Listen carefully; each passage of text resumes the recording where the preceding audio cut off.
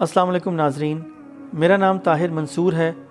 آپ لوگوں میں سے کچھ لوگ میرے بارے میں جانتے ہیں، لیکن بہت سے لوگ نہیں جانتے۔ میں نے ایک ایسے گھرانے میں آنکھ کھولی جس کا تعلق قادیانی جماعت سے تھا، جن کے کفریہ عقائد سے آپ بخوبی واقف ہیں۔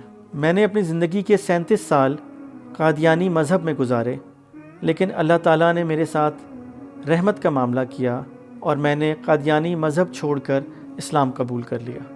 اسلام قبول کرنے کی وجہ سے قادیانی جماعت نے مجھے اور میری والدہ کو ذہنی اور جسمانی تشدد کا نشانہ بنایا۔ مجھے میری نوکری سے نکلوا دیا گیا، حتیٰ کہ میرے بچوں کو بھی مجھ سے زبردستی چھین لیا گیا، صرف اس لیے کہ میں نے مرزا غلام قادیانی کی جھوٹی نبوت کا انکار کیا اور حضور پاک صلی اللہ علیہ وسلم کی ختم نبوت پر ایمان لے آیا۔